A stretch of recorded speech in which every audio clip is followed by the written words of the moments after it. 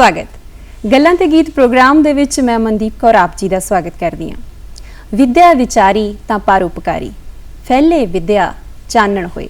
जी हाँ, सिक्ख्या वो अनुशासन है जिस राही मनुख ने जंगलों तो लैके सभ्यक समाज तक दा सफर तय किया। प्राचीन काल तो आदि मानव तो विकास करता होया मनुख अज बुद्धिजीवी, ज्ञानवान, सूझवान समाजिक प्राणी बन गया। अज पढ़े लिखे आदमी का नज़रिया अते व्यवहारिक पद्धर काफ़ी विशाल हो चुका, जिसका कारण है सिक्ख्या।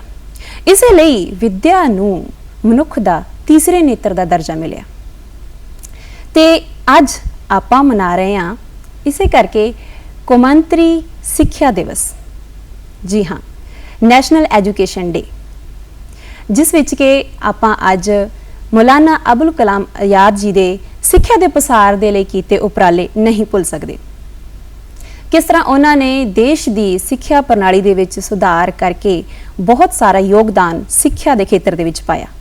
इस बाबत गलबात करांगे। अज साडे स्टूडियो दे विच खास मेहमान पहुंच चुके हैं जी। मेरे नाल इस वक्त बैठे ने डॉक्टर सोनिया मागो, जो कि बतौर प्रिंसीपल स्वामी संत दास पब्लिक स्कूल जलंधर दे विच सेवावां निभा रहे ने। ते नाल नाल तुहानूं दस दईए कि उन्हां नूं अपनी सिक्ख्या दे विच, सिक्ख्या खेत्र दे विच चंगी कारगुजारी दे लई बहुत सारे अवार्ड्स भी मिले ने, नैशनल अवार्ड मिले ते उस लई तुसीं वधाई दे पात्र हो जी। ते नाल नाल तुहाडा गल्लां ते गीत प्रोग्राम दे विच बहुत बहुत स्वागत करदे हां। धन्नवाद जी। अज दा जिहड़ा खास तौर ते दिन कौमांतरी सिक्ख्या दिवस मनाया जा रहा। सब तो पहला तुहाडे तो असीं यही पूछना चाहांगे कि ये सिक्ख्या दिवस जिहड़ा मनाया जाता है कदों तो मनाया जाता है ते 11 नवंबर नूं ही क्यों मनाया जाता है? जी, ये सिक्ख्या दिवस जिहड़ा है ये 2008 तो मनाया जा रहा है जी। इसलिए मनाया जा रहा है क्योंकि इस दिन मौलाना अबुल कलाम आजाद जी का जन्म होया सी जी। ते उन्हां दी याद विच उन्हां दा जो योगदान सी सिक्ख्या दे खेतर विच उन्होंने कदी भी भुलाया नहीं जा सकता जी। उसे करके उन्हां दे जन्म दिन नूं नैशनल एजुकेशन डे का नाम दिता गया जी। हुण असीं जे गल करिए उन्हां दा की योगदान सी इस खेतर विच, ते मौलाना अबुल कलाम आजाद जी वो फर्स्ट एजुकेशन मिनिस्टर सी आज़ाद भारत दे। ते उन्हां ने उस तो पहले फ्रीडम फाइटर सी। उन्हां ने कलम ते शब्दां दी ताकत दे नाल अंग्रेज़ां दे खिलाफ अजिही मुहिम छेड़ी कि जिन्हों कोई भी भारती जिहड़ा है, कोई भी इंडियन भुला नहीं सकता जी। उन्होंने नाल नाल एक लाइब्रेरी भी खोली। उन्होंने 2 अखबारां, उर्दू अखबारां भी चलाइयां जिन्हां दा नाम सी अल हिलाल ते अल बलग जी। अंग्रेज़ां ने उन्होंने बैन भी कर दिता एक अखबार नूं क्योंकि वो इन्ना पावरफुल हथियार साबित हो रहा सी उन्हां दे खिलाफ, ते सारे भारती उहदे तो बहुत ही प्रेरणा भी लै रहे सन जी कि किद्दां उन्होंने अपने भारत नूं आज़ाद करवाना है जी। नाल ही नाल उन्होंने ये सोचा कि एजुकेशन हर बंदे दा बर्थ राइट है, ते जेडे स्कूल है वो लैबोरेटरीज है जिथे असी इदां दे यंग माइंड्स नूं प्रिपेयर कर सकते हैं। बिल्कुल हाँ जी। तो उन्होंने नाल ही नाल हायर एजुकेशन दे फील्ड च भी बहुत काम किया। उन्होंने UGC दे नाल उन्हां दा संबंध सी। उन्होंने IIT कैंपसिस दी पूरे इंडिया विच स्थापना की जी। ते उन्होंने कई जेडी साहित्यक अकैडमीज है उन्हां दे नाल भी उन्हां दे टेन्योर दे विच स्थापना हुई, जिवें कि साहित्य अकैडमी सी, ललित कला अकैडमी है, वो सारियां। ते उन्हां दा यही विचार सी कि जिहड़ी सिक्ख्या है वो हर भारती दा हक है, ते उन्हां ने इस फील्ड विच बहुत काम किया।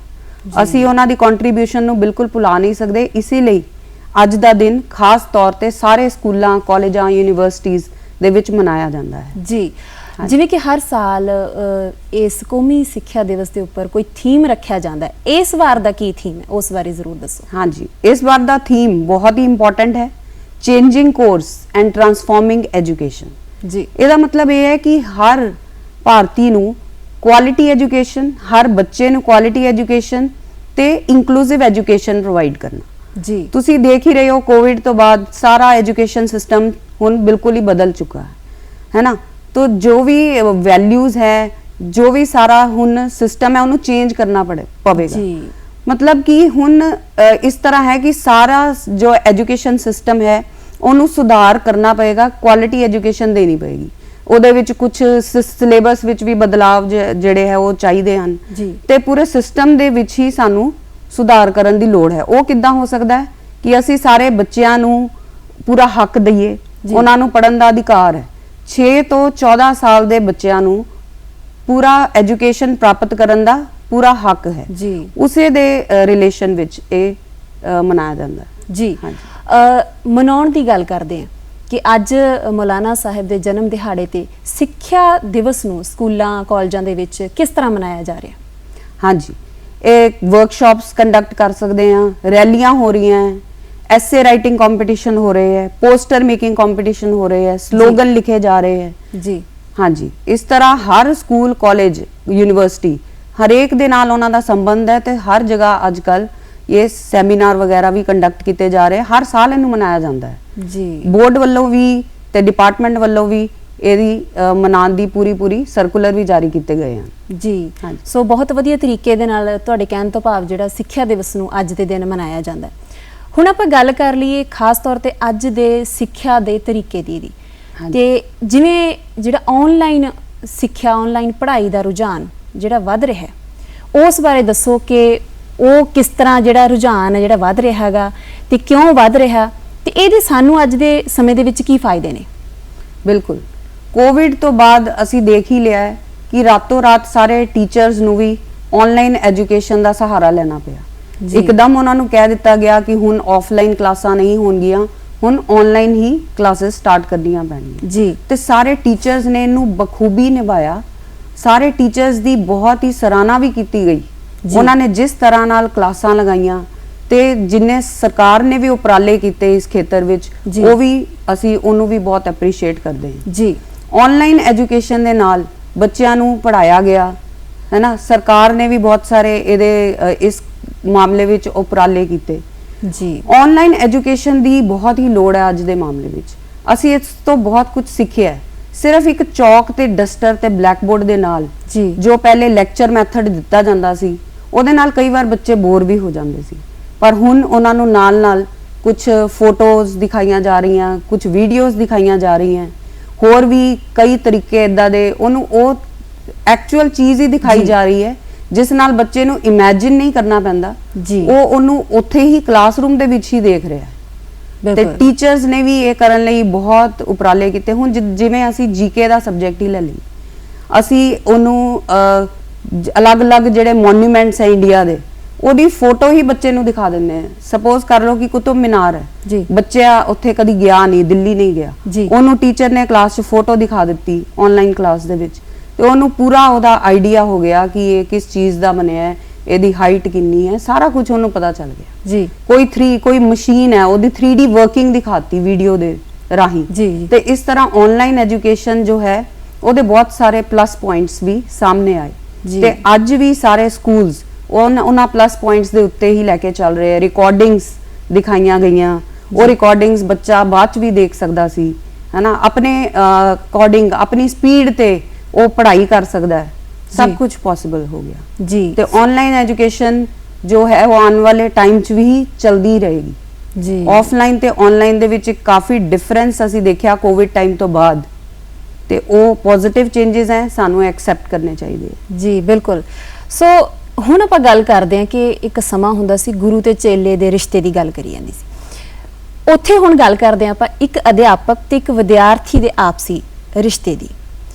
एक अध्यापक एक विद्यार्थी का रिश्ता कितना क गूढ़ा है ते अध्यापक का अज दे समय दे विच विद्यार्थी दे जीवन दे विच किस तरह का रोल है? बिल्कुल, विद्यार्थी ते अध्यापक तुसी देख ही सकते हो पुराने समय तो गुरुकुल दे समय तो असी चलीए तो उन्हां दा रिश्ता इन्ना गूढ़ा है। ज़्यादा तो ज़्यादा समा विद्यार्थी स्कूल दे विच ही बितांदे हैं, तुहानूं पता है। बिल्कुल। ते पहले ये रिश्ता बहुत गूढ़ा सी, हुण भी है पर रिश्ते विच बहुत अंतर आ गया जी। बहुत फर्क आ गया। पहले टीचर जो सी वो सेंटर ते हुंदा सी जी। हुण जो स्टूडेंट है वो सेंटर ते मन्निया जांदा है क्लासरूम दे विच जी।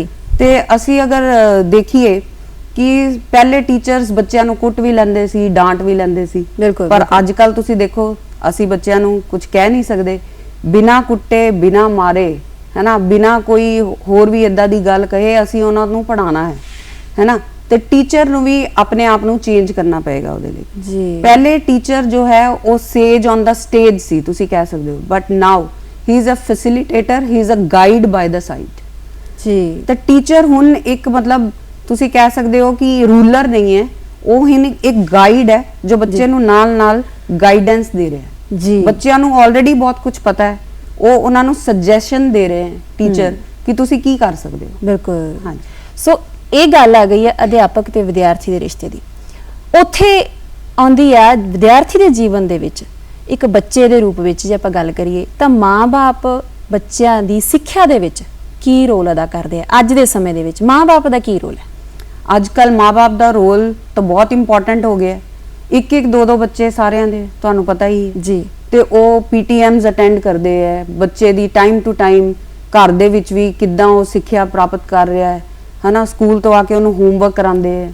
ਉਹ ਹੋਰ ਜ਼ਿਆਦਾ ਜਾਗਰੂਕ ਹੋ ਗਏ, ਪਹਿਲੇ ਨਾਲੋਂ ਵੀ ਜ਼ਿਆਦਾ ਜਾਗਰੂਕ ਹੋ ਗਏ ਕਿਉਂਕਿ ਉਹਨਾਂ ਨੂੰ ਪਤਾ ਹੈ ਕਿ ਅਗਰ ਸਾਡੇ ਬੱਚੇ ਪੜਨਗੇ ਤਾਂ ਹੀ ਉਹਨਾਂ ਦਾ ਭਵਿੱਖ ਸੁਧਰ ਸਕਦਾ ਹੈ ਤੇ ਇਸੇ ਤਰ੍ਹਾਂ ਸਾਡਾ ਦੇਸ਼ ਜੋ ਹੈ ਉਹਦੇ ਵਿੱਚ ਵੀ ਬੱਚੇ ਆਪਣਾ ਯੋਗਦਾਨ ਪਾ ਸਕਦੇ ਹਨ ਜੀ। ਤੇ ਸਾਰੇ ਜੋ ਪੇਰੈਂਟਸ ਹੈ ਉਹ ਬਹੁਤ ਹੀ ਅਵੇਅਰ ਹੋ ਗਏ ਇਸ ਰਿਲੇਸ਼ਨ ਵਿੱਚ। ਤੁਸੀਂ ਦੇਖ ਲਓ ਅਗਰ ਕੋਈ ਗਰੀਬ ਪੇਰੈਂਟ ਵੀ ਹੈ ਉਹ ਵੀ ਚਾਹੁੰਦਾ ਹੈ ਕਿ ਮੇਰਾ ਬੱਚਾ ਪੜ੍ਹ ਲਿਖ ਕੇ ਕੋਈ ਵੱਡਾ ਆਫੀਸਰ ਬਣੇ ਜੀ, ਹੈ ਨਾ। ਤਾਂ ਇਸ ਲਈ ਹੁਣ ਐਜੂਕੇਸ਼ਨ ਦੇ ਵੱਲ ਤਾਂ ਸਾਰੇ ਹੀ ਬਹੁਤ ਅਵੇਅਰ ਹੋ ਗਏ ਤੇ ਪੇਰੈਂਟਸ ਦੀ ਕੋਆਪਰੇਸ਼ਨ ਤੋਂ ਬਿਨਾਂ ਤਾਂ ਟੀਚਰਸ ਵੀ ਕੁਝ ਨਹੀਂ ਕਰ ਸਕਦੇ ਜੀ। ਪੇਰੈਂਟਸ ਦਾ ਸਾਥ ਹੋਏਗਾ ਤਾਂ ਹੀ ਟੀਚਰਸ ਵੀ ਬੱਚੇ ਨੂੰ ਅੱਛੀ ਤਰ੍ਹਾਂ ਪੜ੍ਹਾ ਸਕਦੇ ਜੀ। ਤੇ ਇਸੇ ਲਈ ਟਾਈਮ ਟੂ ਟਾਈਮ ਸਕੂਲਾਂ ਵਿੱਚ ਪੀਟੀਐਮਸ ਕੀਤੀਆਂ ਜਾਂਦੀਆਂ ਹਨ ਤੇ ਉਹਦੇ ਵਿੱਚ ਉਹਨਾਂ ਦੀਆਂ ਪ੍ਰੋਬਲਮਸ ਦੇਖਦੇ ਕਿਹੜੀ ਪ੍ਰੋਬਲਮ ਬੱਚੇ ਨੂੰ ਪੜਨ ਚਾ ਰਹੀ ਹੈ ਜੀ, ਫਿਰ ਪੇਰੈਂਟਸ ਤੇ ਟੀਚਰ ਉਹਨੂੰ ਆਪਸ ਚ ਸੁਲਝਾ ਲੈਂਦੇ, ਬਿਲਕੁਲ ਡਿਸਕਸ ਕਰਦੇ। ਜਿੱਥੇ ਆਪਾਂ ਪਰਿਵਰਤਨ ਦੀ ਗੱਲ ਕਰਦੇ ਹਾਂ ਤਾਂ ਬਹੁਤ ਆਇਆ ਹੈ ਸਿੱਖਿਆ ਵਿੱਚ ਵੀ ਕਹਿਣ ਤੋਂ ਭਾਵ ਪਰਿਵਰਤਨ ਜਿਹੜਾ ਆਪਾਂ ਦੇਖ ਰਹੇ ਹਾਂ ਉਹ ਜਾਣਨਾ ਚਾਹੁੰਦੇ ਹਾਂ ਕਿ ਜਿਹੜਾ ਪਰਿਵਰਤਨ ਜਿਵੇਂ ਹੁਣ ਅਧਿਆਪਕ ਤੇ ਵਿਦਿਆਰਥੀ ਦੇ ਰਿਸ਼ਤੇ ਦੀ ਗੱਲ ਕੀਤੀ ਹੈ ਤੇ ਮਾਂ-ਬਾਪ ਦੀ ਬੱਚੇ ਦੀ ਜ਼ਿੰਦਗੀ ਦੇ ਵਿੱਚ ਕੀ ਰੋਲ ਹੈ, ਉੱਥੇ ਹੀ ਆਪਾਂ ਵਿੱਦਿਆ ਦੇ ਪਰਿਵਰਤਨ ਦੀ ਵੀ ਗੱਲ ਕਰਦੇ ਹਾਂ ਕਿ ਵਿੱਦਿਆ ਅੱਜ ਦੀ ਵਿੱਦਿਆ ਤੇ ਪਹਿਲਾਂ ਸਮੇਂ ਦੀ ਵਿੱਦਿਆ ਦੇ ਵਿੱਚ ਕੀ ਫਰਕ ਹੈ। ਬਿਲਕੁਲ ਵਿੱਦਿਆ ਦੇ ਵਿੱਚ ਤਾਂ ਬਹੁਤ ਹੀ ਫਰਕ ਹੈ, ਜਿੱਦਾਂ ਕਿ ਸਾਡਾ ਥੀਮ ਵੀ ਇਹੀ ਹੈ ਟਰਾਂਸਫਾਰਮਿੰਗ ਐਜੂਕੇਸ਼ਨ, ਤਾਂ ਪਰਿਵਰਤਨ ਤਾਂ ਹਰ ਜਗ੍ਹਾ ਹੀ ਹੋ ਰਿਹਾ ਅੱਜ ਕੱਲ ਜੀ।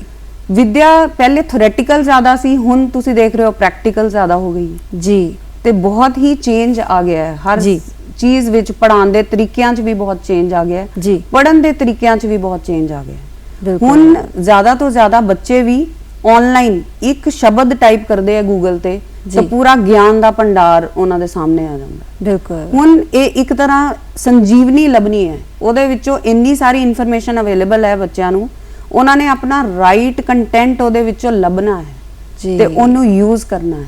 ਪਹਿਲੇ ਇਨਫੋਰਮੇਸ਼ਨ ਹੁੰਦੀ ਸੀ, ਹੁਣ ਇਨਫੋਰਮੇਸ਼ਨ ਤੋਂ ਨੌਲੇਜ ਕਿੱਦਾਂ ਲੈਣੀ ਹੈ ਤੇ ਨੌਲੇਜ ਤੋਂ ਅੱਗੇ ਆਊਟਪੁੱਟ ਕਿੱਦਾਂ ਲੈਣੀ ਹੈ, ਇਹ ਜ਼ਿਆਦਾ ਇੰਪੋਰਟੈਂਟ ਹੈ। ਬਿਲਕੁਲ। ਤੇ ਐਜੂਕੇਸ਼ਨ ਪਹਿਲੇ ਜੋ ਟੀਚਰਸ ਪੜ੍ਹਾਉਂਦੇ ਸੀ, ਜੋ ਬੁੱਕਸ ਵਿੱਚ ਹੁੰਦਾ ਸੀ, ਜੋ ਕਿਤਾਬਾਂ 'ਚ ਲਿਖਿਆ ਸੀ, ਬਸ ਉਹੀ ਸੀ। ਹੁਣ ਤਾਂ ਤੁਸੀਂ ਦੇਖ ਰਹੇ ਹੋ ਕਿ ਟੀਚਰਸ ਵੀ ਇੱਕ ਸ਼ਬਦ ਟਾਈਪ ਕਰਦੇ ਆ ਤਾਂ ਬੱਚੇ ਵੀ, ਤੇ ਉਹ ਪੂਰਾ ਦਾ ਪੂਰਾ ਆਨਲਾਈਨ ਮਤਲਬ ਨੈਟ ਤੋਂ ਇੰਨਾ ਮਟੀਰੀਅਲ ਇਕੱਠਾ ਕਰ ਸਕਦੇ ਹੈ ਕਿ ਜਿਹਦਾ ਕੋਈ ਅੰਤ ਹੀ ਨਹੀਂ ਹੈ, ਜਿਹਦਾ ਕੋਈ ਹਿਸਾਬ ਹੀ ਨਹੀਂ ਜੀ। ਸੋ ਬਹੁਤ ਜਿਹੜੇ ਗੱਲਾਂ ਨੇ ਜਿਹੜੀਆਂ ਅੱਜ ਅਸੀਂ ਦੇਖਦੇ ਹਾਂ ਕਿ ਫਰਕ ਆਇਆ ਵਿਦਿਆ ਦੇ ਵਿੱਚ। ਸੋ ਆਪਣੀਆਂ ਗੱਲਬਾਤ ਜਿਹੜੀ ਇਸੇ ਤਰ੍ਹਾਂ ਹੀ ਜਾਰੀ ਰਹੇਗੀ ਤੇ ਜਿਵੇਂ ਗੱਲਾਂ ਦੇ ਨਾਲ ਨਾਲ ਇੱਕ ਗੀਤ ਵੀ ਕਹਿੰਦੇ ਬਹੁਤ ਜ਼ਰੂਰੀ ਹੈ, ਤੇ ਆਓ ਸੁਣਦੇ ਹਾਂ ਆਪਾਂ ਇਹ ਗੀਤ। ਪੜ੍ਹਨਾ ਸਿਖਾਇਆ ਹੌਲੀ ਹੌਲੀ ਪੌੜੀਆਂ ਤੇ ਚੜ੍ਹਨਾ ਸਿਖਾਇਆ, ਅਸੀਂ ਤੈਨੂੰ ਲਿਖਣਾ ਤੇ ਪੜ੍ਹਨਾ ਸਿਖਾਇਆ, ਹੌਲੀ ਹੌਲੀ ਪੌੜੀਆਂ ਤੇ ਚੜ੍ਹਨਾ ਸਿਖਾਇਆ। ਤੂੰ ਚੜ੍ਹ ਕੇ ਉਹ ਆਕਾਸ਼ ਹੁਣ ਤੈਨੂੰ ਕੀ ਆਖਾਂ, ਖੇਲ ਕਮਾ ਕੇ ਤੈਨੂੰ ਪਾਸ ਹੁਣ ਤੈਨੂੰ ਕੀ ਆਖਾਂ, ਖੇਲ ਕਮਾ ਕੇ ਤੈਨੂੰ ਪਾਸ ਹੁਣ ਤੈਨੂੰ ਕੀ ਆਖਾਂ।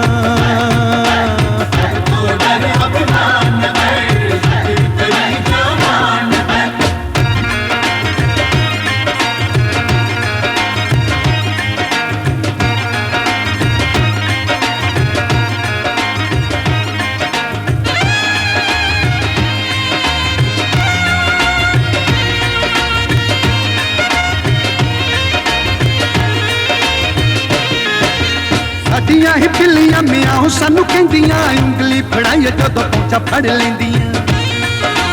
ਸਾਡੀਆਂ ਹੀ ਬਿੱਲੀਆਂ ਮਿਆਉ ਸਾਨੂੰ ਕਹਿੰਦੀਆਂ, ਉਂਗਲੀ ਫੜਾਈਏ ਜਦੋਂ ਪਹੁੰਚਾ ਫੜ ਲੈਂਦੀਆਂ।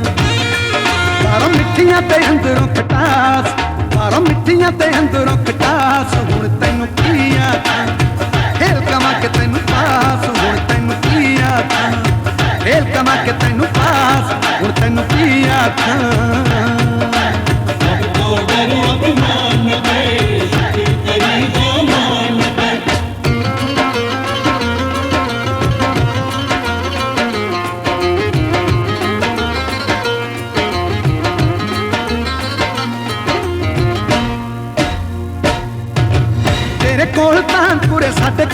कंजरी किन्ना चिर वेखांगे कलोल करू कंजरी तेरे कोल तान पूरे साडे कोल खंजरी किन्ना चिर वेखांगे कलोल करू कंजरी कदे भुल्लीए ना अपनी औकात कदे भुल्लीए ना अपनी औकात हुण तैनू की आखां फेल कमा के तैनू पास हुण तैनू की आखां फेल कमा के तैनू पास हुण तैनू की आखां अभिमान दे करी जमान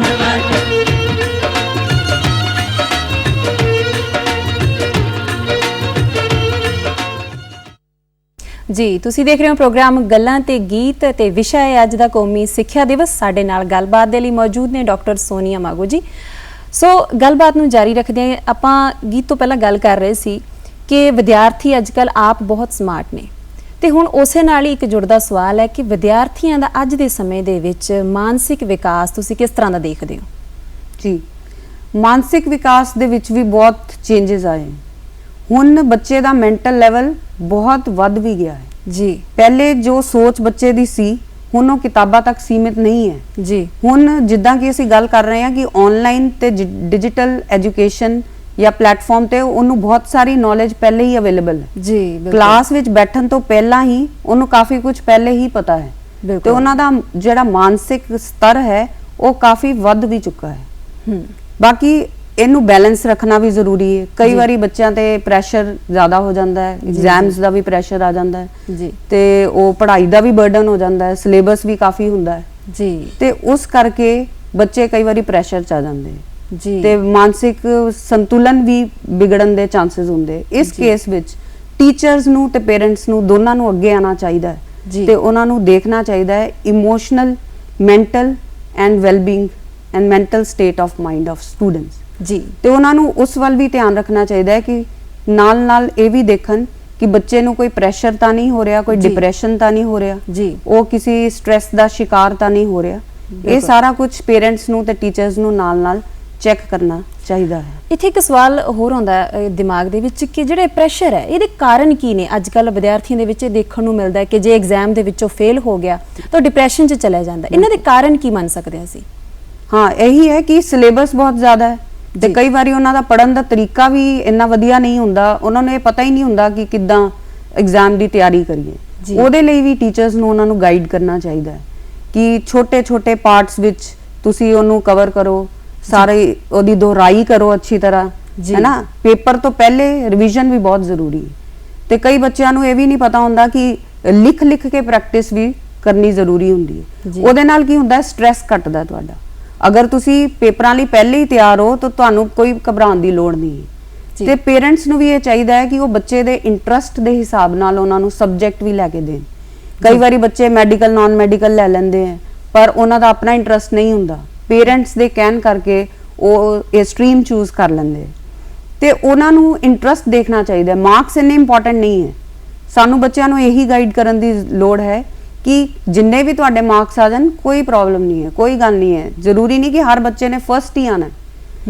ਇਸ ਲਈ ਸਾਨੂੰ ਸੰਤੁਲਨ ਵੀ ਨਾਲ ਬਣਾ ਕੇ ਰੱਖਣਾ ਪੈਣਾ ਜੀ। ਸੋ ਇਹ ਸੰਤੁਲਨ ਬਹੁਤ ਜ਼ਰੂਰੀ ਹੈ ਤਾਂ ਜੋ ਅੱਜ ਦੇ ਸਮੇਂ 'ਚ ਇਹ ਸਥਿਤੀ ਬਣੀ ਹੈ ਕਿ ਬੱਚੇ ਬਹੁਤ ਜ਼ਿਆਦਾ ਘਬਰਾ ਜਾਂਦੇ ਨੇ ਐਗਜ਼ਾਮ ਤੋਂ ਪਹਿਲਾਂ ਵੀ, ਬਾਅਦ ਦੇ ਵਿੱਚ ਵੀ ਬਹੁਤ ਸਾਰੀ ਇਸ ਤਰ੍ਹਾਂ ਦੀਆਂ ਸਮੱਸਿਆਵਾਂ ਆਉਂਦੀਆਂ।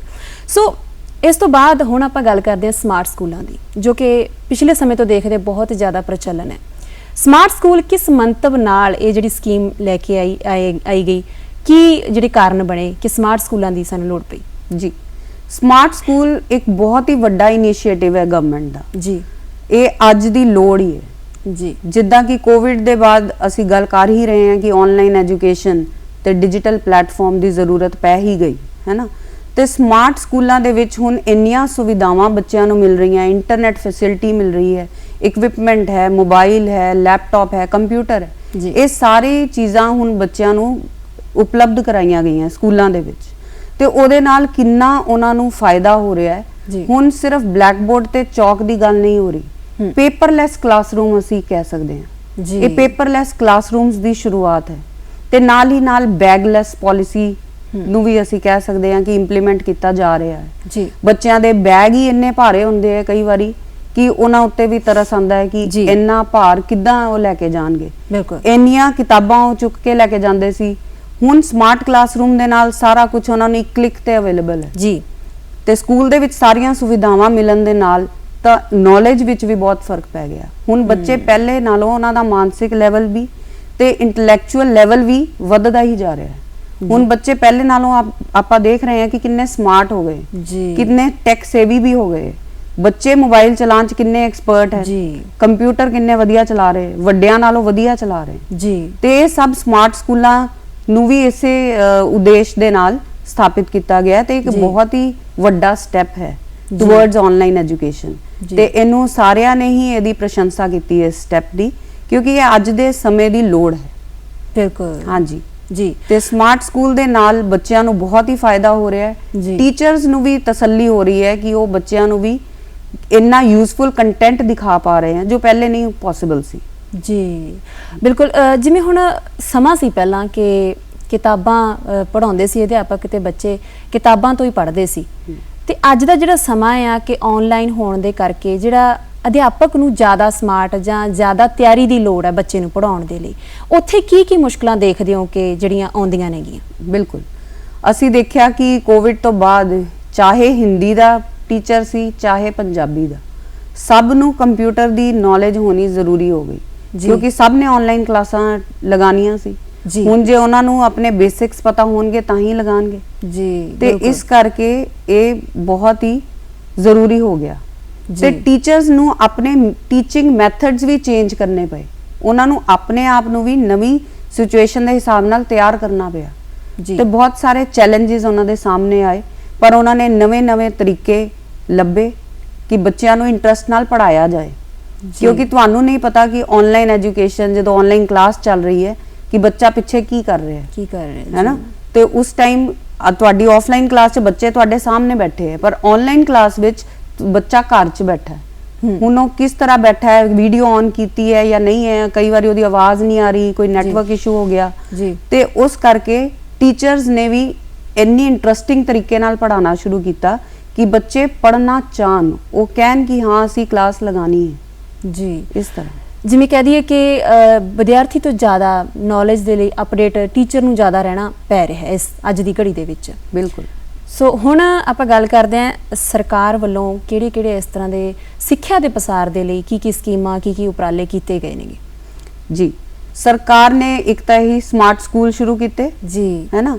ਦੀਕਸ਼ਾ ਪੋਰਟਲ, ਸਵਯੰ ਪ੍ਰਭਾ ਇਹ ਚੈਨਲ ਚਲਾਇਆ ਗਿਆ ਜਿੱਥੇ ਫਸਟ ਤੋਂ ਲੈ ਕੇ 12th ਕਲਾਸ ਦੇ ਬੱਚਿਆਂ ਲਈ ਫ੍ਰੀ ਕਲਾਸਿਸ ਉਹ ਘਰ 'ਚ ਟੀਵੀ 'ਚ ਹੀ ਦੇਖ ਸਕਦੇ ਹੈ। ਦੀਕਸ਼ਾ ਪੋਰਟਲ ਦੇ ਉੱਤੇ ਇੰਨਾ ਕੰਟੈਂਟ ਅਵੇਲੇਬਲ ਹੈ, ਸਾਰੇ ਲੈਸਨਸ ਪੂਰੇ ਸਿਲੇਬਸ ਦੇ NCERT ਦੇ ਹਿਸਾਬ ਨਾਲ ਸਭ ਕੁਝ ਉਹਦੇ ਉੱਤੇ ਅਵੇਲੇਬਲ ਹੈ।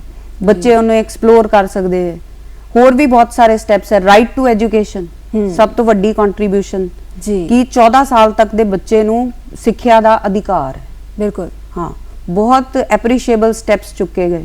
ਫਿਰ ਮਾਨਸਿਕ ਵਿਕਾਸ ਨੂੰ ਦੇਖਦੇ ਹੋਏ ਮਨੋਦਰਪਣ ਇਹ ਵੀ ਇੱਕ ਇਨੀਸ਼ੀਏਟਿਵ ਲਿੱਤਾ ਗਿਆ ਗਵਰਨਮੈਂਟ ਦੇ ਵੱਲੋਂ ਜੀ, ਤਾਂ ਜੋ ਵੱਧ ਤੋਂ ਵੱਧ ਜਿਹੜੇ ਦੇਸ਼ ਦੇ ਨਾਗਰਿਕ ਸਿੱਖਿਅਤ ਹੋ ਸਕਣ ਕਿਉਂਕਿ ਸਿੱਖਿਆ ਹੀ ਇੱਕ ਇਸ ਤਰ੍ਹਾਂ ਦਾ ਜਿਵੇਂ ਕਹਿ ਦੀ ਕਿਸ਼ਤੀ ਹੈ ਜਿਹਦੇ ਨਾਲ ਅਸੀਂ ਕੋਈ ਵੱਡੀ ਤੋਂ ਵੱਡੀ ਮੁਸ਼ਕਿਲ ਸਰ ਕਰ ਸਕਦੇ ਹਾਂ। ਇਸ ਤੋਂ ਬਾਅਦ ਕੁੜੀਆਂ ਦੀ ਸਿੱਖਿਆ ਦੀ ਗੱਲ ਕਰਦੇ ਹਾਂ ਆਪਾਂ ਕਿ ਕੁੜੀਆਂ ਦੀ ਸਿੱਖਿਆ ਨੂੰ ਉਭਾਰਨਾ ਅੱਜ ਦੇ ਸਮੇਂ ਦੇ ਵਿੱਚ ਬਹੁਤ ਜ਼ਰੂਰੀ ਹੈ ਤੇ ਬਹੁਤ ਜ਼ਿਆਦਾ ਜਿਹੜੇ ਸਫਲਤਾਪੂਰਵਕ ਨਤੀਜੇ ਵੀ ਆਏ ਨੇ। ਉਸ ਬਾਰੇ ਜਿਹੜੇ ਕੀ ਉਪਰਾਲੇ ਕੀਤੇ ਗਏ ਨੇ ਹੁਣ ਤੱਕ, ਕੀ ਸਕੀਮਾਂ ਆਈਆਂ ਨੇ? ਜੀ ਸਭ ਤੋਂ ਪਹਿਲੇ ਤਾਂ ਸਮਰਿੱਧੀ ਜੋ ਸੁਕन्या ਸਮਰਿੱਧੀ ਯੋਜਨਾ ਹੈ ਜੀ, ਇੱਕ ਬਾਲਿਕਾ ਸਮਰਿੱਧੀ ਯੋਜਨਾ ਹੈ, ਸਿੰਗਲ ਗਰਲ ਚਾਈਲਡ ਐਜੂਕੇਸ਼ਨ ਹੈ, ਬੇਟੀ ਪੜਾਓ ਬੇਟੀ ਬਚਾਓ, ਇਹ ਸਾਰੇ ਪ੍ਰੋਗਰਾਮਸ ਇਹ ਗਰਲਸ ਲਈ ਹੀ ਹੈ ਸ਼ੁਰੂ ਕੀਤੇ ਗਏ ਹਨ ਕਿਉਂਕਿ ਇਹ ਦੇਖਿਆ ਗਿਆ ਕਿ ਗਰਲਸ ਨੂੰ ਪਹਿਲੇ ਪੜਨ ਦੀ ਇਜਾਜ਼ਤ ਨਹੀਂ ਸੀ ਜੀ ਤੇ ਮੌਲਾਨਾ ਆਜ਼ਾਦ ਜੀ ਨੇ ਵੀ ਇਸੇ ਫੀਲਡ ਵਿੱਚ ਵੀ ਕੰਮ ਕੀਤਾ ਜੀ। ਉਹਨਾਂ ਨੇ ਗਰਲ ਐਜੂਕੇਸ਼ਨ 'ਚ ਕੰਮ ਕੀਤਾ, ਉਹਨਾਂ ਨੇ ਟੈਕਨੀਕਲ ਐਜੂਕੇਸ਼ਨ 'ਚ ਕੰਮ ਕੀਤਾ, ਸਿੱਖਿਆ ਦੇ ਲੈਵਲ ਨੂੰ ਵੀ ਉਹਨਾਂ ਨੇ ਸਿੱਖਿਆ ਦੇ ਲੈਵਲ ਨੂੰ ਵੀ ਉੱਪਰ ਚੁੱਕਿਆ, ਹਾਇਰ ਐਜੂਕੇਸ਼ਨ 'ਚ ਵੀ ਉਹਨਾਂ ਨੇ ਪਾਰਟਿਸਿਪੇਟ ਕੀਤਾ ਜੀ। ਹੁਣ ਤੁਸੀਂ ਦੇਖ ਰਹੇ ਹੋ ਕਿ ਅੱਜ ਕੱਲ ਕਿੰਨੀਆਂ ਮਹਿਲਾਵਾਂ ਸਕਸੈਸਫੁਲ ਹੈ ਅੱਜ ਦੇ ਟਾਈਮ 'ਚ। ਅਸੀਂ ਦੇਖੀਏ ਮਦਰ ਟੈਰੇਸਾ ਜੀ, ਡਾਕਟਰ ਕਿਰਨ ਬੇਦੀ ਹੈ ਨਾ, ਲਤਾ ਮੰਗੇਸ਼ਕਰ ਜੀ, ਹਰ ਆਪਣੇ ਆਪਣੇ ਫੀਲਡ ਵਿੱਚ ਹਰੇਕ ਐਕਸਪਰਟ ਹੈ। ਤਾਂ ਔਰਤਾਂ ਬਿਲਕੁਲ ਵੀ ਪੁਰਸ਼ਾਂ ਤੋਂ ਪਿੱਛੇ ਨਹੀਂ ਰਹਿ ਗਈਆਂ। ਬਿਲਕੁਲ ਜੀ। ਤੇ ਅਗਰ ਗਰਲਸ ਸਾਡੀਆਂ ਪੜਨਗੀਆਂ ਹੀ ਨਹੀਂ ਤੇ ਇਹ ਕਿੱਦਾਂ ਹੋਏਗਾ?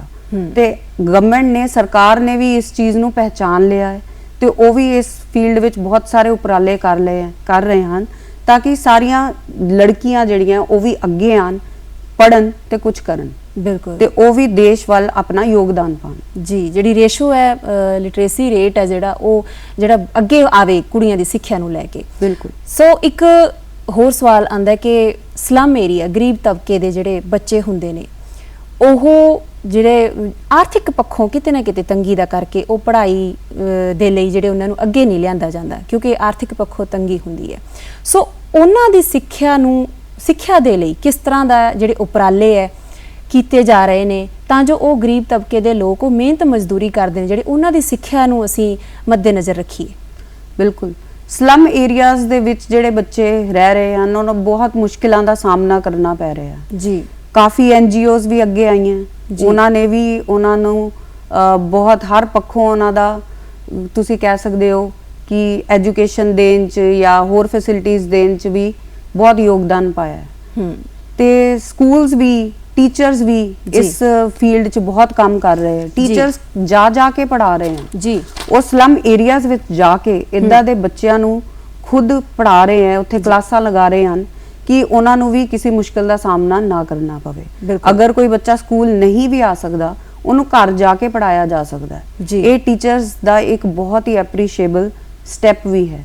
ਬਿਲਕੁਲ। ਤੇ ਮਿਡ ਡੇ ਮੀਲ ਸਕੀਮ ਜਿਹੜੀ ਸਰਕਾਰ ਨੇ ਸਟਾਰਟ ਕੀਤੀ ਹੈ ਉਹ ਤਾਂ ਇੱਕ ਬਹੁਤ ਹੀ ਮੇਜਰ ਤੁਸੀਂ ਕਹਿ ਸਕਦੇ ਹੋ ਸਟੈਪ ਹੈ ਜਿਹਦੇ ਕਰਕੇ ਬਹੁਤ ਸਾਰੇ ਬੱਚੇ ਆਣਾ ਸ਼ੁਰੂ ਹੋ ਗਏ ਹੈ ਸਕੂਲਾਂ ਵਿੱਚ। ਉਹਨਾਂ ਨੂੰ ਉੱਥੇ ਹੀ ਨਿਊਟ੍ਰੀਸ਼ਨ ਪੁਆਇੰਟ ਆਫ ਵਿਊ ਨਾਲ ਤੇ ਅਟੈਂਡੈਂਸ ਵੀ ਬਹੁਤ ਇਨਕਰੀਜ਼ ਹੋਈ ਹੈ ਤੇ ਇੱਕ ਬਹੁਤ ਹੀ ਐਪਰੀਸ਼ੀਏਬਲ ਸਟੈਪ ਕਹਿ ਸਕਦੇ ਹੋ। ਮਿਡ ਡੇ ਮੀਲ ਨਾਲ ਸਕੂਲਾਂ ਦੀ ਐਨਰੋਲਮੈਂਟ ਵੀ ਵਧੀ ਤੇ ਜੋ ਬੱਚੇ ਪਹਿਲੇ ਸਕੂਲ ਨਹੀਂ ਵੀ ਆਉਂਦੇ ਸੀ ਉਹ ਵੀ ਆ ਰਹੇ ਕਿਉਂਕਿ ਜਿਨ੍ਹਾਂ ਦੇ ਕੋਲ 2 ਵਕਤ ਦੀ ਰੋਟੀ ਵੀ ਨਹੀਂ ਹੈ ਖਾਣ ਲਈ ਉਹਨਾਂ ਨੂੰ ਸਕੂਲ ਦੇ ਵਿੱਚ ਜਾ ਕੇ ਰੋਟੀ ਵੀ ਮਿਲ ਰਹੀ ਹੈ ਤੇ ਨਾਲ ਉਹਨਾਂ ਨੂੰ ਪੜ੍ਹਾਈ ਵੀ ਫ੍ਰੀ ਚ ਮਿਲ ਰਹੀ ਹੈ। ਬਿਲਕੁਲ। ਤੇ ਇਸ ਤਰ੍ਹਾਂ ਲੋਕਾਂ ਨੇ ਆਪਣੇ ਬੱਚਿਆਂ ਨੂੰ ਭੇਜਣਾ ਵੀ ਸਟਾਰਟ ਕਰ ਦਿੱਤਾ ਜੋ ਕਿ ਬਹੁਤ ਹੀ ਵਧੀਆ ਉਪਰਾਲਾ ਹੈ, ਬਹੁਤ ਪ੍ਰਸ਼ੰਸਾ ਕੀਤੀ ਜਾ ਸਕਦੀ ਹੈ ਇਸ ਚੀਜ਼ ਨੂੰ ਲੈ ਕੇ। ਇੱਕ ਹੋਰ ਸਵਾਲ ਜਿਹੜਾ ਦਿਮਾਗ ਦੇ ਵਿੱਚ ਆਉਂਦਾ ਹੈ ਕਿ ਦੇਖਿਆ ਜਾਂਦਾ ਕਿ ਰੁਝਾਨ ਇੱਕ ਇਸ ਤਰ੍ਹਾਂ ਦਾ ਚੱਲਿਆ ਕਿ 5ਵੀਂ ਦਾ ਬੱਚਾ 4ਥੀ ਪੜ੍ਹਾ ਰਿਹਾ ਹੈ, ਅੱਗੇ ਆਪਣੀ ਜਿਹੜੇ ਸੀਨੀਅਰ ਵਿਦਿਆਰਥੀਆਂ ਨੂੰ ਪੜ੍ਹਾਇਆ ਜਾ ਰਿਹਾ, 6ਵੀਂ ਨੂੰ ਦਾ ਬੱਚਾ 5ਵੀਂ ਪੜ੍ਹਾ ਰਿਹਾ ਹੈ। ਇਸ ਤਰ੍ਹਾਂ ਜਿਹੜਾ ਪੜ੍ਹਾਉਣ ਦਾ ਜਿਹੜਾ ਰੁਝਾਨ ਹੈ ਇਸ ਚੀਜ਼ ਨੂੰ ਤੁਸੀਂ ਕਿਵੇਂ ਦੇਖਦੇ ਹੋ? ਬਿਲਕੁਲ, ਇਹ ਵੀ ਇੱਕ ਬਹੁਤ ਹੀ ਤੁਸੀਂ ਕਹਿ ਸਕਦੇ ਹੋ ਨਵੀਂ ਚੀਜ਼ ਹੈ ਜਿਹੜੀ ਸ਼ੁਰੂ ਹੋ ਗਈ ਹੈ ਨਾ। ਜਿਹੜਾ ਹਾਇਰ ਕਲਾਸ ਦਾ ਬੱਚਾ ਹੈ ਉਹ ਛੋਟੇ ਬੱਚਿਆਂ ਨੂੰ ਪੜ੍ਹਾ ਦੇਗਾ ਤੇ ਇਸ ਤੋਂ ਵਧੀਆ ਗੱਲ ਕੀ ਹੋ ਸਕਦੀ ਹੈ? ਕਈ ਵਾਰੀ ਸਪੋਜ਼ ਕਰ ਲਓ ਕਿ ਬੱਚਾ ਸਕੂਲ ਨਹੀਂ ਜਾ ਸਕਦਾ ਹੈ ਨਾ, ਜਾਂ ਉਸ ਕੋਲ ਅੱਜਕੱਲ ਟਿਊਸ਼ਨਸ ਦਾ ਵੀ ਜਿੱਦਾਂ ਚੱਲ ਰਿਹਾ ਹੈ ਕਿ ਬੱਚੇ ਹੋਰ ਜ਼ਿਆਦਾ ਐਕਸੈਲ ਕਰਨ ਲਈ ਟਿਊਸ਼ਨਸ ਦਾ ਵੀ ਸਹਾਰਾ ਲੈ ਰਹੇ ਹੈ ਕਿ ਸਿਲੇਬਸ ਵੀ ਜਲਦੀ ਕਰ ਲੈਣ। ਕਈ ਬੱਚੇ ਬਹੁਤ ਐਂਬੀਸ਼ੀਅਸ ਵੀ ਹੁੰਦੇ ਤੇ ਉਹਨਾਂ ਕੋਲ ਪਰ ਅਗਰ ਪੈਸੇ ਨਹੀਂ ਹੈ ਐਕਸਟਰਾ ਕੋਚਿੰਗ ਲੈਣ ਦੇ ਤੇ ਉਹਨਾਂ ਦੇ ਸੀਨੀਅਰਸ ਉਹਨਾਂ ਨੂੰ ਪੜ੍ਹਾ ਰਹੇ। ਉਹਦੇ ਨਾਲ ਕੀ ਹੁੰਦਾ ਹੈ ਉਹਨਾਂ ਦੇ ਆਪਣੇ ਕਨਸੈਪਟਸ ਵੀ ਬ੍ਰਸ਼ ਅਪ ਹੁੰਦੇ ਹੈ ਨਾ, ਉਹਨਾਂ ਦੀ ਆਪਣੀ ਰਿਵੀਜ਼ਨ ਵੀ ਹੋ ਜਾਂਦੀ ਹੈ ਤੇ ਛੋਟੇ ਬੱਚੇ ਪੜ੍ਹ ਵੀ ਲੈਂਦੇ। ਇਹ ਤਾਂ ਇੱਕ ਬਹੁਤ ਹੀ ਤੁਸੀਂ ਕਹਿ ਸਕਦੇ ਹੋ ਵੱਡੀ ਉਹਨਾਂ ਦੀ ਆਪਣੀ ਸਿੱਖਿਆ ਦੇ ਵਿੱਚ ਵੀ ਬੜਾਵਾ ਹੁੰਦਾ ਹੈ ਤੇ ਛੋਟੀਆਂ ਕਲਾਸਾਂ ਨੂੰ ਪੜ੍ਹਾਉਣ ਦੇ ਨਾਲ ਉਹਨਾਂ ਨੂੰ ਆਪਨ ਨੂੰ ਜਿਵੇਂ ਕਹਿੰਦੇ ਕਿਸੇ ਨੂੰ ਸਿਖਾਉਣਾ ਹੋਵੇ ਤਾਂ ਆਪ ਵਧੀਆ ਤਰੀਕੇ ਨਾਲ ਸਿੱਖ ਲੈਣੇ ਜਦੋਂ ਪਤਾ ਹੁੰਦਾ ਕਿ ਅਸੀਂ ਕਿਸੇ ਹੋਰ ਨੂੰ ਦੱਸਣਾ ਹੈ। ਬਿਲਕੁਲ ਬਿਲਕੁਲ, ਉਹ ਉਨੀ ਹੀ ਤਿਆਰੀ ਕਰਕੇ ਆਏਗਾ, ਉਨੀ ਹੀ ਤਿਆਰੀ ਕਰਕੇ ਉਹਦੀ ਆਪਣੀ ਦੁਹਰਾਈ ਵੀ ਹੋ ਜਾਏਗੀ। ਬਿਲਕੁਲ ਜੀ। ਤੇ ਅਧਿਆਪਕ ਦੀ ਆਪਾਂ ਇੱਕ ਗੱਲ ਕਰਦੇ ਹਾਂ ਕਿ ਕਿਸ ਤਰ੍ਹਾਂ ਦਾ ਆਲਾ ਦੁਆਲਾ ਸਿਰਜੇ ਕਿ ਇੱਕ ਵਿਦਿਆਰਥੀ ਵਧੀਆ ਤਰੀਕੇ ਦੇ ਨਾਲ ਸਿੱਖ ਸਕੇ, ਅੱਗੇ ਤਰੱਕੀ ਕਰ ਸਕੇ। ਬਿਲਕੁਲ, ਜਿੱਦਾਂ ਕਿ ਅਸੀਂ ਹੁਣੀ ਗੱਲ ਕਰ ਰਹੇ ਸੀ ਕਿ ਅਧਿਆਪਕਾਂ ਨੇ ਵੀ ਆਪਣੇ ਪੜ੍ਹਾਉਣ ਦੇ ਤਰੀਕਿਆਂ 'ਚ ਬਹੁਤ ਚੇਂਜਸ ਲੈ ਕੇ ਆਉਂਦੇ ਕਿਉਂਕਿ ਇਹ ਸਮੇਂ ਦੀ ਲੋੜ ਹੈ ਜੀ। ਉਹਨਾਂ ਨੇ ਪਲੇਵੇ ਮੈਥਡ ਨਾਲ, ਫਨ ਮੈਥਡ ਨਾਲ, ਗੇਮੀਫਿਕੇਸ਼ਨ ਦੇ ਨਾਲ ਆਪਣਾ ਆਰਟ ਇੰਟੀਗ੍ਰੇਟ ਕਰ ਲਿਆ ਆਪਣੇ ਸਬਜੈਕਟਸ। ਇਹ ਨਹੀਂ ਕਹਿ ਸਕਦੇ ਕਿ ਸਿਰਫ ਅਸੀਂ ਹਿੰਦੀ, ਪੰਜਾਬੀ ਜਾਂ ਮਿਊਜ਼ਿਕ ਦੇ ਵਿੱਚ ਹੀ ਅਸੀਂ ਆਰਟ ਕਰ ਸਕਦੇ, ਡਰਾਇੰਗ ਹੈ ਤਾਂ ਅਲੱਗ ਸਬਜੈਕਟ ਹੈ ਜੀ। ਹੁਣ ਮੈਥਸ, ਸੋਸ਼ਲ ਸਾਇੰਸ ਇਦਾਂ ਦੇ ਸਬਜੈਕਟਸ ਦੇ ਵਿੱਚ ਵੀ ਆਰਟ ਨੂੰ ਲੈ ਕੇ ਆਇਆ ਜਾ ਰਿਹਾ ਜਿੱਦਾਂ ਕਿ ਸਾਇੰਸ ਦੀਆਂ ਪੋਇਮਸ ਉਹ ਕਰ ਰਹੇ ਹੈ ਹਨਾ, ਤੇ ਪੋਸਟਰ ਬਣਾਏ ਜਾ ਰਹੇ ਹੈ ਜੈਂਡਰ ਇਨਇਕੁਐਲਿਟੀ ਦੇ ਉੱਤੇ। ਤੁਸੀਂ এনवायरमेंट ਦੀ ਪ੍ਰੋਬਲਮਸ ਨੂੰ ਲੈ ਸਕਦੇ ਹੋ ਜੀ, ਤੁਸੀਂ ਗਰਲ ਐਜੂਕੇਸ਼ਨ ਨੂੰ ਲੈ ਸਕਦੇ ਹੋ। ਇਹਨਾਂ ਸਾਰੇ ਸੋਸ਼ਲ ਇਸ਼ੂਜ਼ ਦੇ ਉੱਤੇ ਅਸੀਂ ਆਰਟ ਨੂੰ ਲੈ ਕੇ ਆ ਰਹੇ ਹਾਂ, ਅਸੀਂ ਮਿਊਜ਼ਿਕ ਨੂੰ ਲੈ ਕੇ ਆ ਰਹੇ ਹਾਂ ਜੀ। ਤੇ art integration, experiential learning by doing, experimentation, ਇਹਨਾਂ ਸਾਰੀਆਂ ਟੈਕਨੀਕਸ ਨੂੰ ਟੀਚਰਸ ਅੱਜ ਕੱਲ੍ਹ ਯੂਜ਼ ਕਰ ਰਹੇ ਤਾਂ ਕਿ ਬੱਚੇ ਇੰਟਰਸਟ ਨਾਲ ਪੜ੍ਹਨ। ਹੁਣ ਸਿਰਫ ਕਿਤਾਬੀ ਗਿਆਨ ਨਹੀਂ ਰਹਿ ਗਿਆ ਜਾਂ ਸਿਰਫ ਬਲੈਕ ਬੋਰਡ ਦੇ ਉੱਤੇ ਲੈਕਚਰ ਨਹੀਂ ਰਹਿ ਗਿਆ, ਹੁਣ ਟੀਚਰਸ ਐਕਸਪੀਰੀਅੰਸ ਦੇ ਰਹੇ ਹੈ ਬੱਚਿਆਂ ਨੂੰ ਖੁਦ ਕਹਿ ਰਹੇ ਕਿ ਤੁਸੀਂ ਐਕਸਪੈਰੀਮੈਂਟ ਕਰੋ, ਹੈਂਡਸ ਔਨ ਐਕਟੀਵਿਟੀਜ਼ ਕਰੋ। ਉਹ ਆਪਣੇ ਆਪ ਜਦੋਂ ਕਰਕੇ ਦੇਖਦੇ ਹੈ ਤੇ ਉਹਨਾਂ ਨੂੰ ਇੰਨੀ ਨੌਲੇਜ ਹੁੰਦੀ ਜਿਹੜੀ ਕਦੀ ਭੁੱਲ ਨਹੀਂ ਸਕਦੀ। ਬਿਲਕੁਲ। ਇੱਥੇ ਹੀ ਅਗਲਾ ਸਵਾਲ ਹੈ ਕਿ ਕਿਤਾਬੀ ਗਿਆਨ, ਕੀ ਕਿਤਾਬੀ ਸਿੱਖਿਆ ਦੇ ਵਿੱਚ ਕਿਤਾਬੀ ਗਿਆਨ ਦੇ ਨਾਲ ਸਾਡੇ ਨੈਤਿਕ ਕਦਰਾਂ ਕੀਮਤਾਂ ਜਾਂ ਫਿਰ ਸਮਾਜਿਕ ਵਿਕਾਰ ਵਿਵਹਾਰ, ਕੀ ਇਹ ਵੀ ਸਾਡੀ ਸਿੱਖਿਆ ਦਾ ਹਿੱਸਾ ਆ? ਬਿਲਕੁਲ।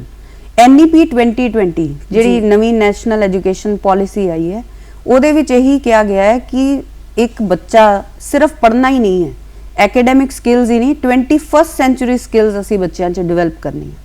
360 ਡਿਗਰੀ ਹੋਲਿਸਟਿਕ ਡਿਵੈਲਪਮੈਂਟ ਅਸੀਂ ਬੱਚਿਆਂ ਦੇ ਵਿੱਚ ਕਰਨੀ ਹੈ। ਉਹਨਾਂ ਦਾ ਪੂਰਾ ਵਿਕਾਸ ਹੋਣਾ ਚਾਹੀਦਾ। ਸਾਨੂੰ ਇਹ ਨਹੀਂ ਚਾਹੀਦਾ ਇੱਕ ਬੱਚਾ ਸਿਰਫ ਕਿਤਾਬੀ ਕੀੜਾ ਬਣ ਕੇ ਰਹਿ ਜਾਏ। ਸਾਨੂੰ ਇਸ ਚੀਜ਼ ਦੀ ਲੋੜ ਹੈ ਕਿ ਉਹ ਇੱਕ ਵਧੀਆ ਸਿਟੀਜ਼ਨ ਬਣੇ, ਉਹ ਭਾਰਤ ਦਾ ਇੱਕ ਅੱਛਾ ਨਾਗਰਿਕ ਬਣੇ ਜੀ, ਉਹ ਉਹਦੀ ਉન્નਤੀ ਦੇ ਵਿੱਚ, ਉਹਦੀ ਤਰੱਕੀ ਦੇ ਵਿੱਚ ਕੁਝ ਯੋਗਦਾਨ ਪਾਏ। ਤੇ ਇਸ ਕਰਕੇ ਹਰ ਖੇਤਰ ਵਿੱਚ ਉਹਨੂੰ ਪਾਰਟਿਸਿਪੇਟ ਕਰਾਇਆ ਜਾਂਦਾ ਹੈ। ਇਸ ਤਰ੍ਹਾਂ ਦੀਆਂ ਗਤੀਵਿਧੀਆਂ ਸਕੂਲ 'ਚ ਕਰਵਾਈਆਂ ਜਾ ਰਹੀਆਂ, ਐਕਟੀਵਿਟੀਜ਼ ਕੀਤੀਆਂ ਜਾ ਰਹੀਆਂ ਕਿ ਉਹਦਾ ਪੂਰਾ ਵਿਕਾਸ ਹੋਏ ਜੀ। ਸਿਰਫ ਬੱਚਾ ਕਿਤਾਬਾਂ ਵਿੱਚ ਨਾ ਰਹਿ ਜਾਏ, ਉਹ ਉਹਨੂੰ ਅਪਲਾਈ ਕਰੇ। ਐਪਲੀਕੇਸ਼ਨ ਕਿੱਥੇ ਹੈ, ਉਹਨੂੰ ਵੋਕੇਸ਼ਨਲ ਐਜੂਕੇਸ਼ਨ ਅੱਜ ਕੱਲ ਦਿੱਤੀ ਜਾ ਰਹੀ ਹੈ ਜੀ। ਉਹ ਲੇਟਰ ਔਨ ਉਹ ਜਿਹੜੀ ਪੜ੍ਹਾਈ ਉਹਦੇ ਕੰਮ ਕਿੱਥੇ ਆਣੀ ਹੈ, ਕਿਹੜੀ ਇੰਡਸਟਰੀ 'ਚ ਉਹ ਜਾ ਸਕਦਾ ਹੈ, ਕਿੱਥੇ ਉਹ ਆਪਣੀ ਜੌਬ ਲਈ ਉਸ ਸਕਿੱਲ ਨੂੰ ਅਪਲਾਈ ਕਰ ਸਕਦਾ ਹੈ, ਇਹ ਅੱਜ ਕੱਲ ਕੀਤਾ ਜਾ ਰਿਹਾ ਹੈ। ਤੇ ਮੌਲਾਨਾ ਅਬੁਲ ਕਲਾਮ ਆਜ਼ਾਦ ਜੀ ਨੇ ਵੀ ਵੋਕੇਸ਼ਨਲ ਐਜੂਕੇਸ਼ਨ ਵਿੱਚ ਕੰਮ ਵੀ ਕੀਤਾ ਸੀ ਜੀ। ਅੱਜ ਦਾ ਅਧਿਆਪਕ ਇਸ ਤਰ੍ਹਾਂ ਕਿਵੇਂ ਪੜ੍ਹਾਵੇ ਕਿ ਵਿਦਿਆਰਥੀ ਹੋਰ ਤਰੱਕੀ ਕਰ ਸਕੇ? ਕਿਸ ਤਰ੍ਹਾਂ ਦਾ ਜਿਹੜਾ ਪੜ੍ਹਾਈ ਦਾ ਤਰੀਕਾ ਹੋਵੇ ਕਿ ਉਹ ਹੋਰ ਤਰੱਕੀ ਕਰ ਸਕੇ? ਬਿਲਕੁਲ, ਜਿੱਦਾਂ ਖੇਲ ਦੇ ਵਿੱਚ ਹੀ ਅੱਜ ਕੱਲ ਪੜ੍ਹਾਇਆ ਜਾ ਰਿਹਾ ਹੈ, ਤੇ ਜ਼ਰੂਰੀ ਨਹੀਂ ਹੈ ਕਿ ਕਲਾਸਰੂਮ ਦੀਆਂ 4 ਦੀਵਾਰਾਂ ਦੇ ਅੰਦਰ ਹੀ ਕਲਾਸ ਲਗਾਣੀ ਹੈ। ਅੱਜ ਕੱਲ ਮੈਥ, ਸਾਇੰਸ, ਸੋਸ਼ਲ ਇਦਾਂ ਦੇ ਸਬਜੈਕਟਸ, ਹਰ ਸਬਜੈਕਟ ਦੀ ਕਲਾਸ ਵੀ ਬਾਹਰ, ਕਲਾਸ ਦੇ ਬਾਹਰ ਵੀ ਲਗਾਈ ਜਾ ਰਹੀ ਜੀ, ਪਲੇਗਰਾਉਂਡ ਦੇ ਅੰਦਰ। ਇਸ ਤਰ੍ਹਾਂ ਨਾਲ ਉਹ ਆਪਣੇ ਲੈਸਨਸ ਨੂੰ ਪਲਾਨ ਕਰ ਰਹੇ ਟੀਚਰਸ ਅੱਜ ਕੱਲ ਕਿ ਕਲਾਸਿਸ ਬਾਹਰ ਵੀ ਲਗਾਈਆਂ ਜਾ ਰਹੀਆਂ ਜੀ। ਤੇ ਇਹ ਸਟੈਪ ਵੀ ਬਹੁਤ ਹੀ ਐਪਰੀਸ਼ੀਏਟ ਕੀਤਾ ਜਾ ਰਿਹਾ ਹੈ ਜੀ, ਕਿ ਜੋ ਬੱਚਾ ਕਲਾਸ ਦੇ ਵਿੱਚ ਹੀ ਸਾਰਾ ਟਾਈਮ ਰਹਿ ਰਿਹਾ ਹੈ, ਸਾਰਾ ਦਿਨ ਫਸਟ ਪੀਰੀਅਡ ਤੋਂ ਲੈ ਕੇ 8th ਪੀਰੀਅਡ 'ਚ ਉਹ ਇੱਕ ਹੀ ਜਗ੍ਹਾ ਤੇ ਬੈਠਾ ਨਹੀਂ ਰਹਿ ਸਕਦਾ। ਹੁਣ ਉਹਨੂੰ ਅਸੀਂ ਕਲਾਸ ਦੇ ਬਾਹਰ ਫਿਜ਼ਿਕਸ ਵੀ ਪੜ੍ਹਾ ਸਕਦੇ ਹਾਂ, ਉਹਨੂੰ ਅਸੀਂ ਫਿਜ਼ੀਕਲ ਐਜੂਕੇਸ਼ਨ ਦੇ ਥਰੂ ਅਸੀਂ ਬਾਕੀ ਸਬਜੈਕਟਸ ਦੀ ਨੌਲੇਜ ਵੀ ਦੇ ਸਕਦੇ ਹਾਂ। ਹੁਣ ਜਿੱਦਾਂ GK ਦਾ ਟੀਚਰ ਹੈ, ਅੱਜ ਕੱਲ ਕਰੰਟ ਅਫੇਅਰਸ ਉਹ ਤਾਂ ਚੇਂਜ ਹੁੰਦੇ ਰਹਿੰਦੇ, ਕਿਤਾਬਾਂ ਵਿੱਚ ਜੋ ਦਿੱਤਾ ਹੈ ਉਹਦੇ ਹਿਸਾਬ ਨਾਲ ਤੁਸੀਂ ਨਹੀਂ ਚੱਲ ਸਕਦੇ। ਤੁਹਾਨੂੰ ਉਹਨਾਂ ਨੂੰ ਅੱਜ ਕੀ ਹੋ ਰਿਹਾ ਹੈ, ਪੂਰੇ ਸੰਸਾਰ ਵਿੱਚ ਕੀ ਹੋ ਰਿਹਾ ਉਹਦੇ ਬਾਰੇ ਦੱਸਣਾ ਜ਼ਰੂਰੀ ਜੀ। ਉਹਨੂੰ ਇੱਕ ਨਿਊਜ਼ਪੇਪਰ ਨਾਲ ਲੈ ਕੇ ਜਾਣਾ ਚਾਹੀਦਾ, ਅਖਬਾਰ ਨਾਲ ਲੈ ਕੇ ਜਾਣਾ ਚਾਹੀਦਾ। GK ਦੇ ਟੀਚਰ ਨੂੰ, ਸੋਸ਼ਲ ਸਟੱਡੀਜ਼ ਦੇ ਟੀਚਰ ਨੂੰ ਨਾਲ ਅਖਬਾਰ ਕੈਰੀ ਕਰਨਾ ਚਾਹੀਦਾ। ਜੋ ਲੈਂਗੁਏजेस ਦੇ ਟੀਚਰਸ ਹੈ, ਹਿੰਦੀ, ਪੰਜਾਬੀ, ਇੰਗਲਿਸ਼, ਉਹਨਾਂ ਨੂੰ ਨਾਲ ਕਿਤਾਬਾਂ ਕੈਰੀ ਕਰਨੀਆਂ ਚਾਹੀਦੀਆਂ ਤਾਂ ਕਿ ਬੱਚੇ ਦੇਖਣ ਕਿ ਸਾਨੂੰ ਰੀਡਿੰਗ ਦੀ ਹੈਬਿਟ ਵੀ ਡਿਵੈਲਪ ਕਰਨੀ ਹੈ ਤੇ ਸਾਨੂੰ ਅਖਬਾਰਾਂ ਰੋਜ਼ ਪੜ੍ਹਨੀਆਂ ਤਾਂ ਕਿ ਸਾਡੀ ਨੌਲੇਜ ਅਪਡੇਟ ਹੋਏ ਜੀ। ਬਿਲਕੁਲ, ਇਹ ਤੁਹਾਡੀ ਗੱਲ ਬਿਲਕੁਲ ਸਹੀ ਹੈ। ਬਤੌਰ ਪ੍ਰਿੰਸੀਪਲ ਤੁਸੀਂ ਅੱਜ ਦੇ ਸਮੇਂ 'ਚ ਜਿਹੜੀਆਂ ਸੇਵਾਵਾਂ ਨਿਭਾ ਰਹੇ ਹੋ, ਕਿਸ ਤਰ੍ਹਾਂ ਦਾ ਜਿਹੜਾ ਤੁਸੀਂ ਦੇਖਦੇ ਹੋ ਕਿ ਵਿਦਿਆਰਥੀਆਂ ਨੂੰ ਸਿੱਖਿਅਤ ਕੀਤਾ ਜਾਵੇ ਵਧੀਆ ਤਰੀਕੇ ਨਾਲ? ਇਸ ਤਰ੍ਹਾਂ ਦਾ ਕਿਸ ਤਰ੍ਹਾਂ ਦਾ ਜਿਹੜਾ ਯੋਗਦਾਨ ਜਿਹੜਾ ਤੁਸੀਂ ਪਾ ਰਹੇ ਹੋ ਬੱਚਿਆਂ ਦੇ ਜੀਵਨ ਦੇ ਵਿੱਚ? ਬਿਲਕੁਲ, ਬਲੈਂਡਡ ਲਰਨਿੰਗ, ਹਾਈਬ੍ਰਿਡ ਲਰਨਿੰਗ, ਇਹ ਕੁਝ ਨਵੀਆਂ ਟਰਮਸ ਆਈਆਂ NEP 2020 ਦੇ ਅਕੋਰਡਿੰਗ। ਆਰਟ ਇੰਟੀਗ੍ਰੇਸ਼ਨ ਜਿੱਦਾਂ ਕਿ ਮੈਂ ਮੈਂਸ਼ਨ ਕੀਤਾ, ਐਕਸਪੀਰੀਐਂਸ਼ੀਅਲ ਲਰਨਿੰਗ, ਇਹ ਅੱਜ ਕੱਲ ਅਸੀਂ ਸਾਰੇ ਟੀਚਰਸ ਇਸ ਤਰ੍ਹਾਂ ਦੀਆਂ ਟੈਕਨੀਕਸ ਯੂਜ਼ ਕਰ ਰਹੇ ਹਾਂ ਜੀ। ਤੋ ਉਹਦੇ ਨਾਲ ਕੀ ਹੋ ਰਿਹਾ ਕਿ ਬੱਚਿਆਂ ਵਿੱਚ ਇੰਨਾ ਇੰਟਰਸਟ ਡਿਵੈਲਪ ਹੋ ਰਿਹਾ ਹੈ ਕਿ ਉਹ ਪੜ੍ਹਨਾ ਚਾਹੁੰਦੇ ਜੀ। ਤੇ ਉਹ ਸਿਰਫ ਇੱਕ ਚੀਜ਼ ਨਹੀਂ, ਐਂਟਰਪ੍ਰੀਨਿਓਰਸ਼ਿਪ ਹੈ ਜੀ, ਹਨਾ। ਹੋਰ ਬਹੁਤ ਸਾਰੇ ਫੀਲਡ ਹੈ ਜਿਹਦੇ ਵਿੱਚ ਬੱਚੇ ਅੱਜ ਕੱਲ ਬਹੁਤ ਹੀ ਅੱਛਾ ਕਰ ਸਕਦੇ ਹੋ, ਅੱਛੇ ਡਿਬੇਟਰਸ ਬਣ ਰਹੇ ਹੈ ਜੀ। ਉਹਨਾਂ ਦੀ ਸਪੋਕਨ, ਉਹਨਾਂ ਦੀ ਲਿੰਗੁਇਸਟਿਕ ਸਕਿੱਲਸ ਵੱਲ ਵੀ ਧਿਆਨ ਦਿੱਤਾ ਜਾ ਰਿਹਾ ਹੈ ਜੀ। ਤੇ ਬੱਚਿਆਂ ਦੀ ਆਲ ਰਾਊਂਡ ਡਿਵੈਲਪਮੈਂਟ ਵੱਲ ਧਿਆਨ ਦਿੱਤਾ ਜਾ ਰਿਹਾ ਹੈ ਜੀ, ਤਾਂ ਕਿ ਉਹ ਸਿਰਫ ਇੱਕ ਫੀਲਡ 'ਚ ਨਾ ਰਹਿ ਜਾਣ, ਸਿਰਫ ਨੰਬਰ ਨਾ ਲੈ ਕੇ ਆਣ, ਉਹ ਖੁਦ ਇੱਕ ਵਧੀਆ ਇਨਸਾਨ ਬਣ ਕੇ ਦਿਖਾਣ ਜੀ। ਉਹਨਾਂ ਦਾ ਜਿਹੜਾ ਕਹਿ ਦਈਏ ਕਿ ਸਾਰੀ ਜਿਹੜੀ ਡਿਵੈਲਪਮੈਂਟ ਹੋਵੇ, ਸਾਰਾ ਤਰ੍ਹਾਂ ਦਾ ਵਿਕਾਸ ਹੋਵੇ, ਮਾਨਸਿਕ ਵਿਕਾਸ ਜਿਹੜਾ ਅੱਜ ਦੇ ਸਮੇਂ ਦੇ ਵਿੱਚ ਬਹੁਤ ਜ਼ਰੂਰੀ ਹੈ। ਸੋ ਜਾਂਦੇ ਜਾਂਦੇ ਇੱਕ ਮੈਸੇਜ, ਜਿਹੜਾ ਇੱਕ ਸੰਦੇਸ਼ ਜਿਹੜਾ ਤੁਸੀਂ ਸਾਡੇ ਅੱਜ ਦੇ ਵਿਦਿਆਰਥੀਆਂ ਤੇ ਸਿੱਖਿਆਰਥੀਆਂ ਨੂੰ ਦੇਣਾ ਚਾਹੋ ਸਿੱਖਿਆ ਨੂੰ ਲੈ ਕੇ? ਬਿਲਕੁਲ, ਦੇਖੋ, ਜਿੱਦਾਂ ਸਨ ਤੇ ਮੂਨ ਵਿੱਚ ਕੋਈ ਤੁਲਨਾ ਨਹੀਂ ਕੀਤੀ ਜਾ ਸਕਦੀ ਜੀ। ਸਨ ਜਿਹੜਾ ਸੂਰਜ ਹੈ ਉਹਦਾ ਆਪਣਾ ਰੋਲ ਹੈ, ਚੰਦਰਮਾ ਹੈ ਜਿਹੜਾ ਉਹਦਾ ਆਪਣਾ ਰੋਲ ਹੈ। ਇਸੇ ਤਰ੍ਹਾਂ ਸਾਨੂੰ ਇੱਕ ਬੱਚੇ ਨੂੰ ਦੂਸਰੇ ਬੱਚੇ ਨਾਲ ਕਦੀ ਵੀ ਕੰਪੇਅਰ ਨਹੀਂ ਕਰਨਾ ਚਾਹੀਦਾ। ਬਿਲਕੁਲ, ਇਸੇ ਤਰ੍ਹਾਂ ਪੇਰੈਂਟਸ ਨੂੰ ਵੀ ਮੇਰਾ ਇੱਕ ਇਹੀ ਮੈਸੇਜ ਹੈ ਕਿ ਉਹ ਆਪਣੇ ਬੱਚੇ ਨੂੰ ਕਦੀ ਦੂਸਰਿਆਂ ਨਾਲ ਕੰਪੇਅਰ ਨਾ ਕਰਨ, ਆਪਣੇ ਨਾਲ ਹੀ ਆਪਣਾ ਕੰਪੈਰੀਜ਼ਨ ਹੋਣਾ ਚਾਹੀਦਾ ਹੈ। ਸਾਨੂੰ ਇਹ ਦੇਖਣਾ ਚਾਹੀਦਾ ਹੈ ਕਿ ਕੱਲ ਤੋਂ ਅੱਜ ਦੇ ਵਿੱਚ ਸਾਡੀ ਪਰਫਾਰਮੈਂਸ 'ਚ ਕਿੰਨਾ ਡਿਫਰੈਂਸ ਆਇਆ। ਬਿਲਕੁਲ ਹਾਂ, ਹੁਣ ਤੁਸੀਂ ਦੇਖਦੇ ਹੋ ਕਿ ਪੌਪਕੌਰਨਸ ਇੱਕ ਹੀ ਪੋਟ ਵਿੱਚ ਬਣਾਏ ਜਾਂਦੇ, ਸੇਮ ਆਇਲ ਸੇਮ ਹੀਟ ਵਿੱਚ ਅਸੀਂ ਉਹਨਾਂ ਨੂੰ ਇੱਕੋ ਹੀ ਤਰੀਕੇ ਨਾਲ ਬਣਾਉਂਦੇ ਹਾਂ, ਪਰ ਸਾਰੇ ਪੌਪਕੌਰਨ ਇੱਕੋ ਹੀ ਟਾਈਮ ਤੇ ਜੋ ਹੈ ਫੁੱਟਦੇ ਨਹੀਂ। ਉਹ ਆਪਣਾ ਆਪਣਾ ਅਲੱਗ-ਅਲੱਗ ਟਾਈਮ ਹੈ ਸਭ ਦਾ। ਇसी तरह हर बच्चा किसी ना किसी दिन शाइन जरूर करेगा। हर बच्चे च एक यूनिक टैलेंट है, एक यूनिक कैपेबिलिटी है, बस लोड़ है सानू उस इंटरस्ट दे अकॉर्डिंग ਉਹਨੂੰ ਡਿਵੈਲਪ ਕਰਨ ਦੀ। ਜੀ ਬਿਲਕੁਲ। ਤੇ ਬੱਚਿਆਂ ਨੂੰ ਵੀ ਚਾਹੀਦਾ ਹੈ ਕਿ ਆਪਣੇ ਇੰਟਰਸਟ ਦੇ ਸਬਜੈਕਟ ਚੂਜ਼ ਕਰਨ ਤੇ ਪੇਰੈਂਟਸ ਉਹਨਾਂ ਨੂੰ ਉਹਦੇ ਵਿੱਚ ਹੈਲਪ ਕਰਨ। ਜੀ ਬਿਲਕੁਲ। ਕੌਮੀ ਸਿੱਖਿਆ ਦਿਵਸ ਤੇ ਆਪਾਂ ਬਹੁਤ ਸਾਰੀਆਂ ਗੱਲਾਂ ਬਾਤਾਂ ਕੀਤੀਆਂ, ਤੁਸੀਂ ਵੀ ਜਿਹੜੀ ਵਡਮੁੱਲੀ ਜਾਣਕਾਰੀ ਸਾਡੇ ਨਾਲ ਸਾਂਝੀ ਕੀਤੀ, ਕਿਸ ਤਰ੍ਹਾਂ ਅੱਜ ਦੇ ਸਮੇਂ ਦੇ ਵਿੱਚ ਵਿਦਿਆਰਥੀਆਂ ਨੂੰ ਹਰ ਪੱਖੋਂ ਜਿਹੜਾ ਉਹਨਾਂ ਦਾ ਵਿਕਾਸ ਜਿਹੜਾ ਜ਼ਰੂਰੀ ਹੈ। ਸੋ ਧਿਆਨ ਦੇ ਨਾਲ ਗੱਲਾਂ ਤੇ ਗੀਤ ਪ੍ਰੋਗਰਾਮ ਦੇ ਵਿੱਚ ਤੁਸੀਂ ਆਏ, ਤੁਹਾਡਾ ਬਹੁਤ ਬਹੁਤ ਧੰਨਵਾਦ ਕਰਦੇ ਹਾਂ ਜੀ, ਤੇ ਆਪ ਸਭ ਦਾ ਵੀ ਧੰਨਵਾਦ ਜੀ।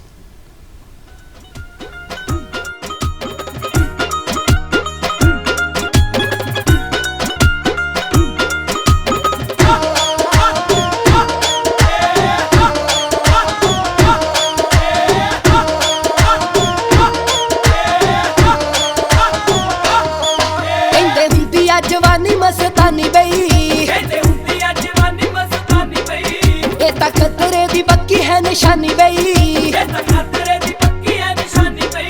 जिद्दां बिजली अर्श दी कड़ के ओ कम ना करिए जेड़ा सारियां दे अख विच रड़ के, ओ कम ना करिए जेड़ा सारियां दे अख विच रड़ के।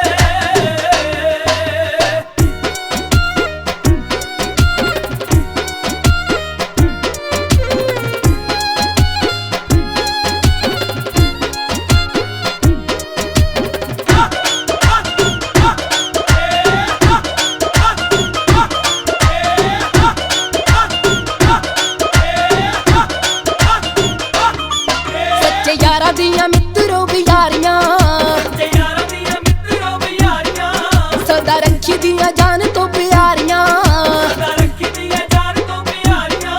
सिर दे के नभाइए पीछे ना हटाइए, बां छड्डिए ना एक बारी फड़ के, ओ कम ना करिए जेड़ा सारियां दे अख विच रड़ के, ओ कम ना करिए जेड़ा सारियां दे अख विच रड़ के।